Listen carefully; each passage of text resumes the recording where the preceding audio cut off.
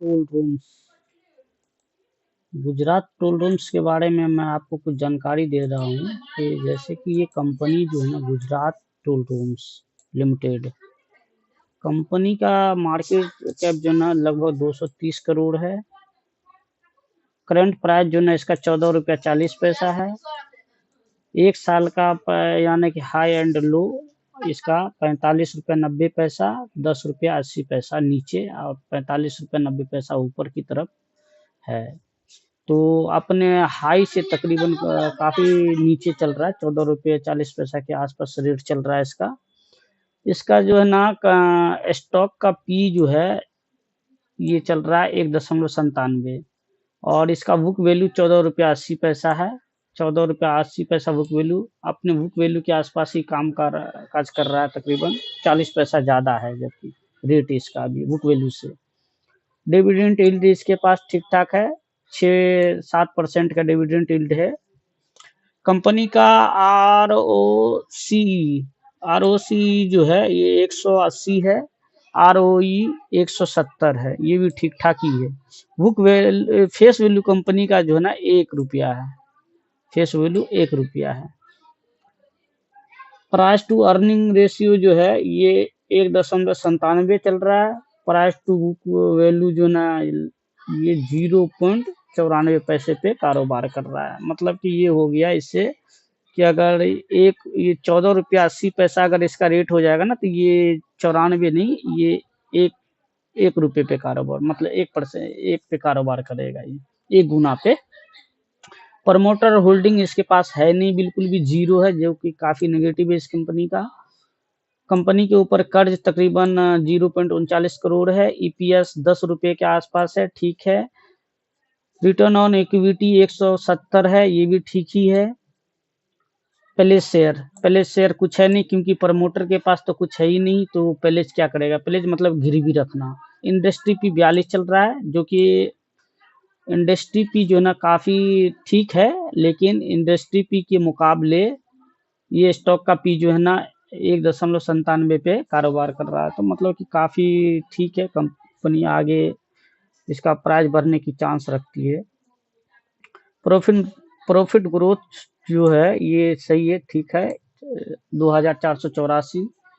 Net profit जो ना company का फिलहाल जो रिजल्ट आया होगा उसमें 118 करोड़ था। अदर इनकम इसके पास लगभग 3.25 करोड़ रुपया है, कहीं से इसको अदर इनकम भी हुआ है। रिजर्व में कंपनी के पास 161 करोड़ रुपए हैं, जो कि काफी अच्छी बात है। कर्ज के मुकाबले कर्ज काफी कम है, रिजर्व है इसके पास।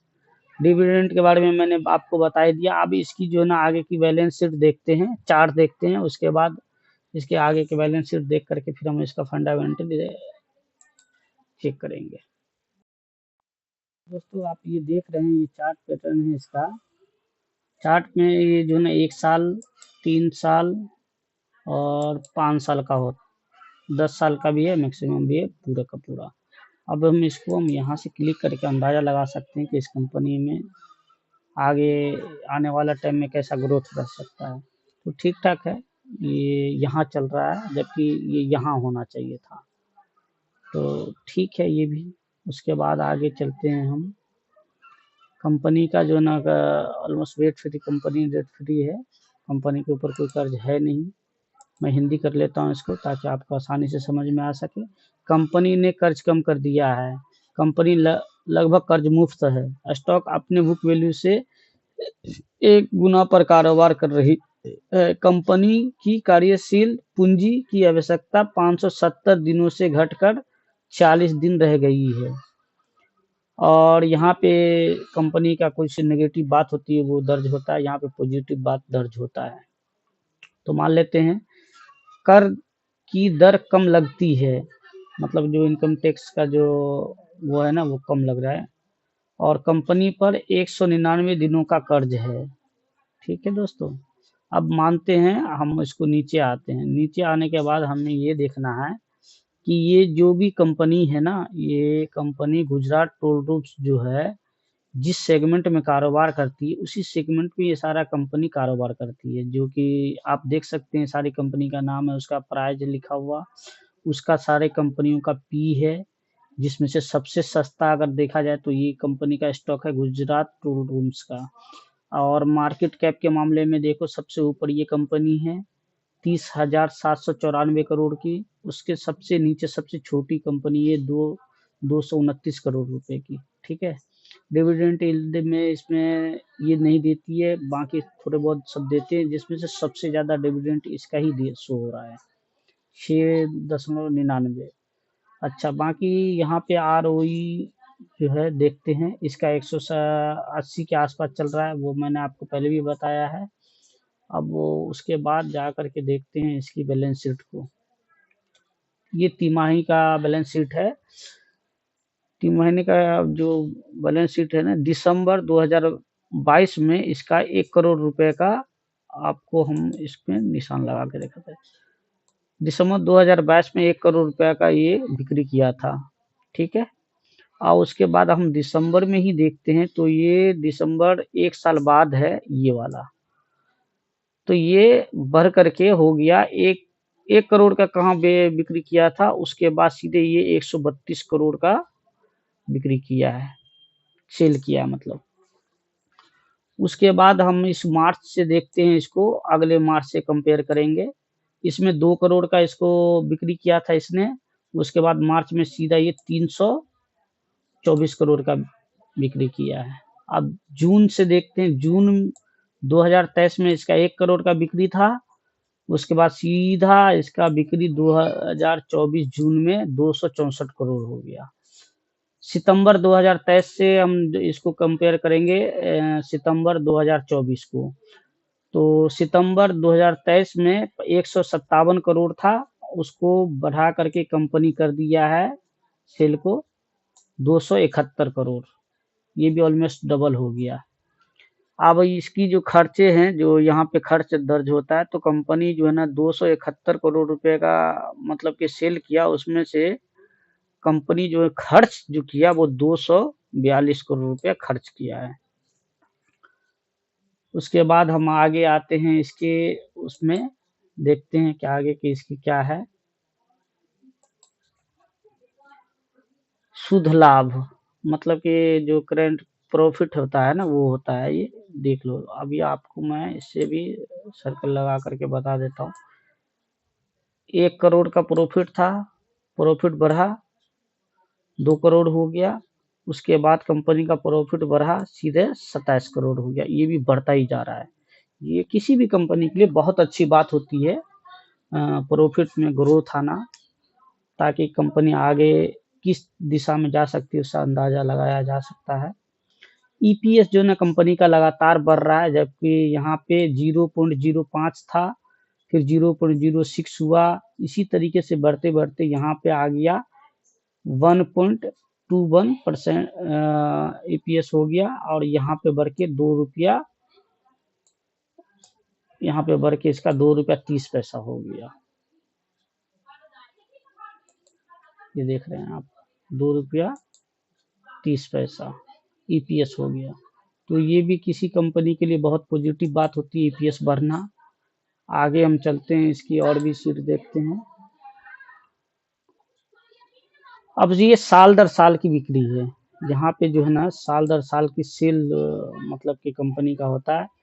मार्च 2023 में 2 करोड़ रुपए का सेल किया था। मार्च 24 में सीधे ये 555 करोड़, और ये करंट ईयर में ये 2024 में हो गया इसका 951 करोड़, 91 करोड़ सॉरी।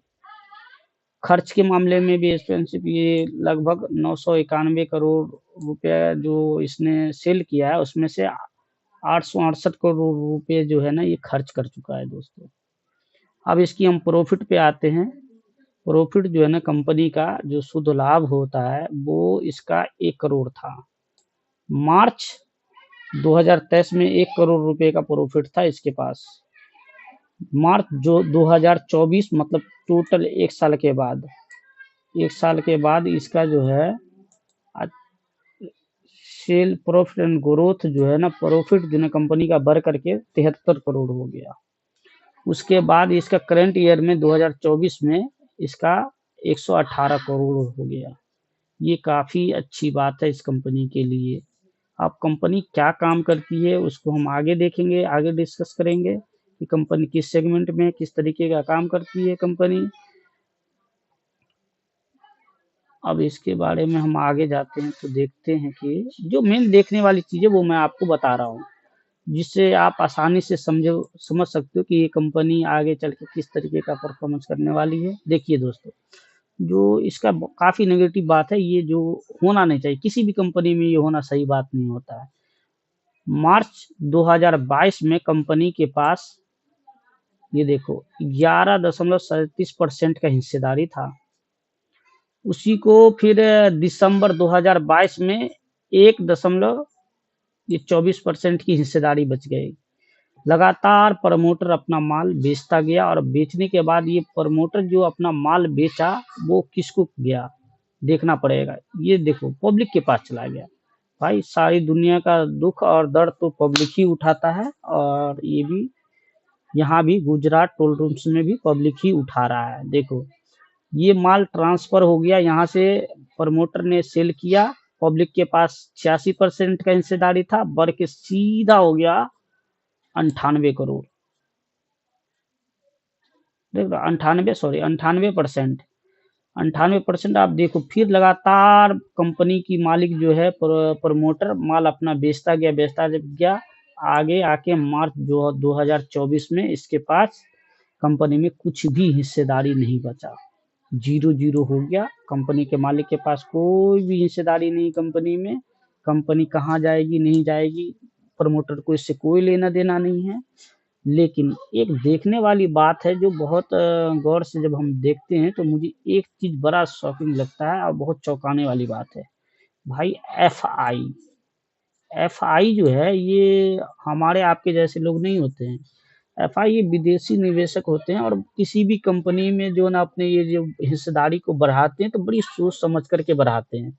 या तो ये शॉर्ट टर्म के लिए इस कंपनी में आए होंगे या लॉन्ग टर्म के लिए आए होंगे। कंपनी पे इसका कुछ ऐसा काम काज होगा, कंपनी जो इस तरीके का कोई ऐसी काम काज करते होंगे जिससे एफआई को काफी पसंद आ रहा होगा, उसका फ्यूचर में आने वाला अच्छा मतलब कि पॉजिटिव हो सकता है उसके कारोबार में।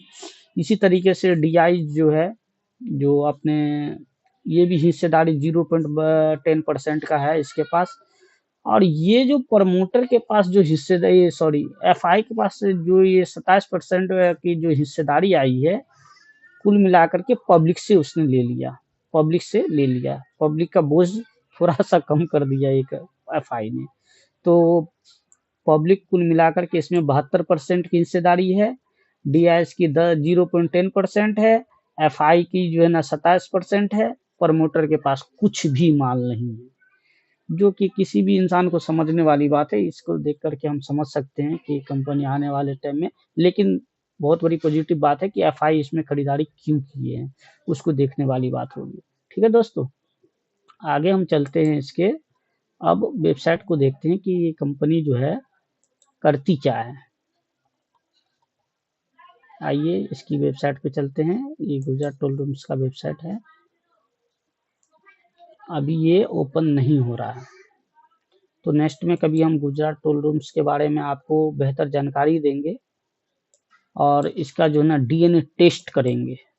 तो आप वीडियो में बने रहें, और आपको मेरी वीडियो अगर पसंद आ रही है तो आप उसको लाइक करें, सब्सक्राइब करें, हमारे हौसला अफजाई करें, ताकि मैं नेक्स्ट में भी आपके लिए बेहतर से बेहतर कंपनी का रिसर्च करता रहूं और जानकारी आप तक प्रदान करता रहूं दोस्तों। लेकिन मेरी कोई भी वीडियो जो है आपको सिर्फ ओनली एजुकेशन पर्पस के लिए होता है, ना कि इसमें मैं आपको किसी कंपनी में निवेश करने की सलाह देता हूं। मैं कोई से भी एडवाइजर नहीं हूं दोस्तों। अगर आप किसी कंपनी में निवेश करना चाहते हैं तो किसी रजिस्टर्ड से भी एडवाइजर से सलाह लें और बेहतर निवेश करें।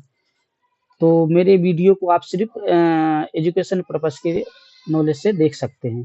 ठीक है दोस्तों, ओके, नमस्कार।